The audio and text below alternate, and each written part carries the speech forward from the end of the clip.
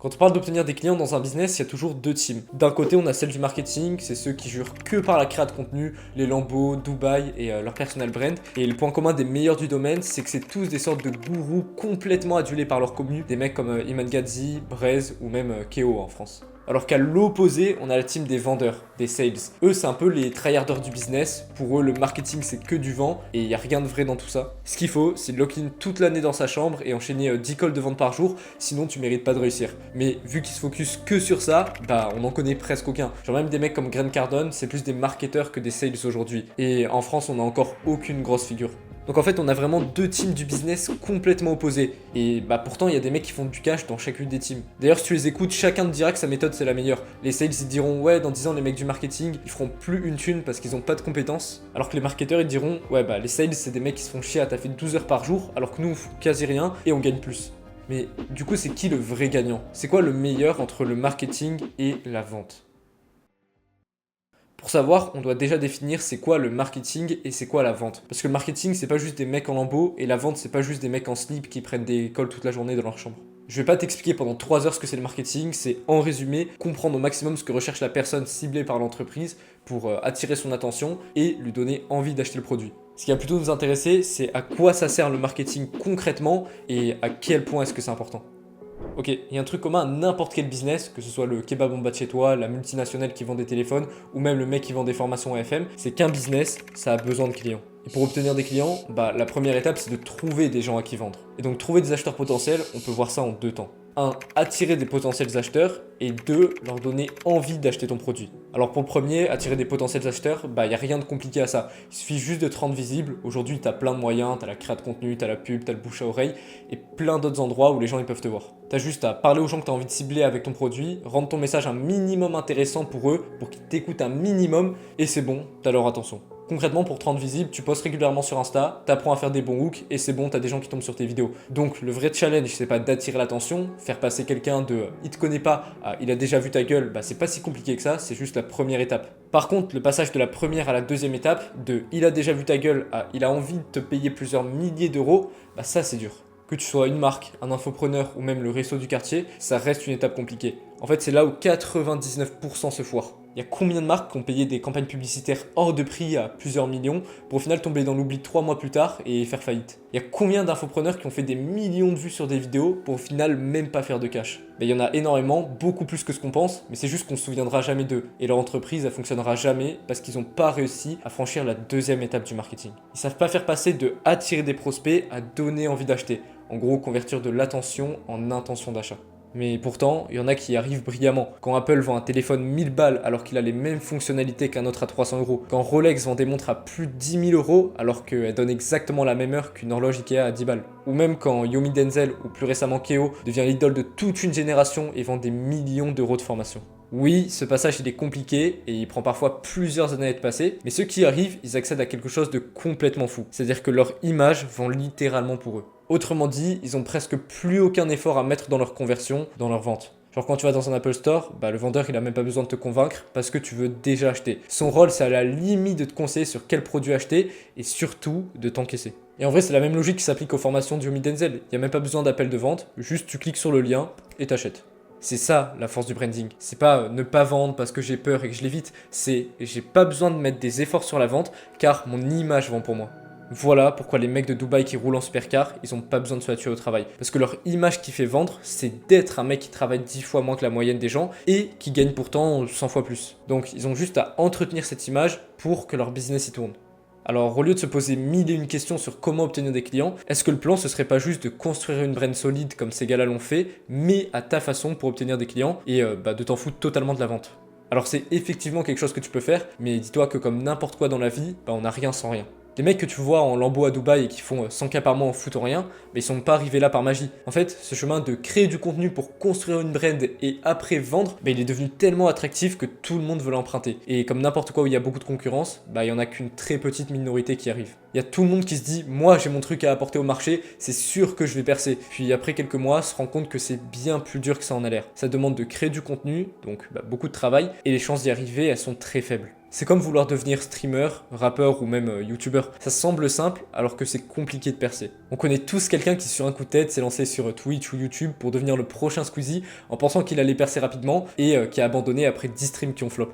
Et le vrai truc, c'est que même si tu arrives à construire une personal brand, ça veut pas dire que tu en auras une du même niveau que les meilleurs du marché. Des mecs comme Michael Wu, Yomi Denzel, etc., c'est vraiment le top 0,1% niveau personal brand. Et c'est d'ailleurs pour ça qu'ils arrivent à vendre sans faire de vente. Tandis que toi, si tu arrives à être ne serait-ce que dans le top 20%, c'est déjà très beau. Et quand tu es dans le top 20%, bah, les clients ils tombent pas du ciel. Ta brand elle facilite certes ton acquisition, mais tu dois mettre des efforts pour convertir, des efforts au niveau de la vente. Donc je suis pas en train de te décourager de faire du marketing en te disant que ça va pas fonctionner, simplement que c'est beaucoup plus dur que ce qu'on peut penser au premier abord, que ça demande du travail, que t'es pas sûr à 100% de réussir et que c'est uniquement un faible pourcentage de personnes pour qui ça marche. Donc c'est ça la réalité du marketing. Alors est-ce qu'à l'inverse, le fait de se focus sur la vente dans son business, ce serait pas la solution? Concrètement, un business qui utilise l'approche opposée, donc l'approche de la vente, ça donne quoi? La vente, c'est concrètement ce qui fait passer à l'action ton prospect. Le but, c'est de convertir. C'est-à-dire que t'as beau avoir 5 appels de vente par jour, si tu sais pas vendre, bah l'argent il rentrera jamais. Tu t'en doutes, si c'est une compétence dont on parle autant, c'est que c'est pas juste présenter une offre dans un appel de vente, c'est comprendre la psychologie humaine en profondeur. Et plus le produit vendu est cher, plus le vendeur il doit être compétent. Vendre un téléphone à 300 €, c'est complètement différent de vendre un service marketing à 10 000 € à une entreprise, ou même vendre un service à 2 000 € à des gens qui ont jamais investi d'argent sur eux. Et ce qui est fort avec la vente, c'est que ça peut littéralement transformer un business du jour au lendemain. Tu peux vendre exactement le même produit 200 € comme 2000 €. Aujourd'hui, sur le marché, tu as des coachs sportifs qui vendent des accompagnements à 100 € par mois et tu en as d'autres qui vendent à 2000 € sur 3 mois. Tu peux aussi faire doubler le taux de conversion, passer de 10 appels à 20% de conversion à 10 appels à 50% de conversion. Ce qui signifie qu'en vendant plus cher et en améliorant la conversion, sans même toucher à l'acquisition, un business il peut faire x2 voire même x3. Bon, ok, c'est bien beau tout ça, mais il y a quand même besoin d'avoir un minimum de marketing dans un business, sinon tu vends à qui? C'est-à-dire que t'as beau être bon en vente, savoir vendre à plusieurs milliers d'euros et avoir un bon taux de conversion, si personne te connaît, tu peux pas avoir de personne à qui vendre. Et en fait, ça c'est quelque chose qui est vrai quand on a une vision complètement micro de la vente, quand on voit uniquement la vente comme convertir, mais la vérité c'est que la vente ça peut aussi servir à attirer.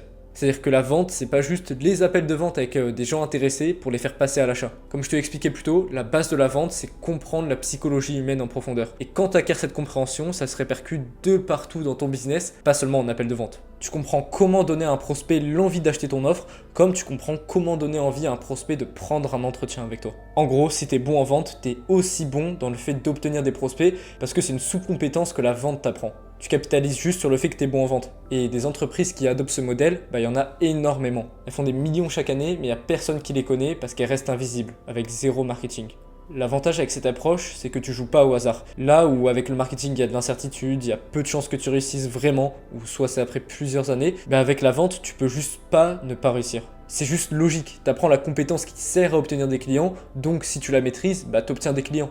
Alors de ce point de vue-là, la vente, ça semble juste être la méthode parfaite, bien supérieure au marketing. Il n'y a pas de hasard si ça va marcher ou non, tu es sûr de réussir, tu as juste à apprendre et à appliquer. Sauf que ça a aussi des défauts comme le marketing. En fait, le problème principal avec la vente, c'est que ça demande du travail et que c'est pas une compétence facile. Certes, tu apprends quelque chose qui va te permettre à coup sûr d'avoir des résultats, mais le désavantage, c'est que c'est dur. Tu dois sortir ta zone de confort en essuyant des tonnes de rejets, surtout quand tu commences. Tu dois mettre beaucoup d'efforts avant de pouvoir la maîtriser et c'est quelque chose qui tournera jamais en automatique. Il y aura toujours besoin d'efforts pour que ça fonctionne. Alors, ça veut pas dire qu'un business qui a choisi la vente, c'est un business qui rendra esclave celui qui le possède. Il y a plein de solutions pour ça. C'est juste que ça tournera jamais en automatique comme un business centré sur le marketing. Alors finalement, c'est quoi le meilleur entre le marketing et la vente? Parce que d'un côté avec le marketing, ça peut rapporter très gros à l'entreprise si elle arrive à devenir l'une des plus reconnues de son marché. Ça peut faire en sorte de même pas avoir de système de vente car l'image de la marque ou de la personne vend à elle seule. Mais c'est très incertain car il y a énormément de concurrence et même si l'entreprise elle arrive à en développer une, dans une grande majorité de cas, elle sera pas assez forte pour vendre toute seule. Et d'un autre côté avec la vente, c'est un moyen très stable et très safe, c'est-à-dire que c'est pas possible de pas réussir avec, c'est une compétence qui va se répercuter sur tous les aspects de l'entreprise, mais ça demande beaucoup d'efforts et de travail pour que ça fonctionne. Donc les deux peuvent marcher, c'est juste deux approches différentes pour arriver au même but. Il y a des gens qui font des millions avec une approche marketing, d'autres qui font des millions avec une approche vente. Alors si chacun a des avantages et des inconvénients, est-ce que ce serait finalement pas à chacun de choisir son approche en fonction de ce qu'il préfère ? C'est-à-dire que certains ils préféreront le marketing, passer plusieurs années à travailler sans être sûr d'y voir des résultats, mais avec une possibilité de générer de l'argent de manière plus simple si ça fonctionne. Alors que d'autres ils seront prêts à choisir la vente, travailler pour apprendre une compétence essentielle qui demande certes des efforts, mais qui apporte des résultats à coup sûr. C'est juste une question de vision, l'un n'est pas factuellement meilleur que l'autre, c'est à chacun de définir sa propre vision et de voir quelle approche est la plus en adéquation avec celle-ci. De toute façon, être aligné dans ce qu'on fait, c'est toujours le meilleur moyen pour réussir. Quelqu'un qui aime pas créer du contenu ou quelqu'un qui aime pas la vente, il ne peut pas se forcer continuellement à en faire. C'est juste le meilleur moyen pour être mauvais et en plus devoir subir la tâche. Donc si aujourd'hui tu as envie de choisir la deuxième approche ou même que tu as choisi la première par le passé mais que tu te rends compte que tu perds de l'argent dans ton business par manque de compétences en vente, il y a quelque chose qui va pouvoir t'aider. J'ai tourné une vidéo exclusive qui est normalement réservée aux membres de mon accompagnement dans laquelle je t'explique comment structurer tes appels de vente de A à Z pour pouvoir closer beaucoup plus facilement et sans objection, je veux y réfléchir à la fin. C'est notamment cette structure qui m'a permis d'obtenir un taux de closing supérieur à 60% et qui permet à mes clients de closer plus cher avec plus de fluidité, comme par exemple Jérémy qui galérait à closer à plus de 400 € sur du coaching sportif et qui close aujourd'hui à plus de 1000 € one shot avec facilité. Si tu veux le recevoir directement dans tes DM, t'as juste à rejoindre la communauté gratuite que j'ai créée grâce au premier lien dans la description. Donc moi je te dis à tout de suite dessus et à la prochaine pour une autre vidéo.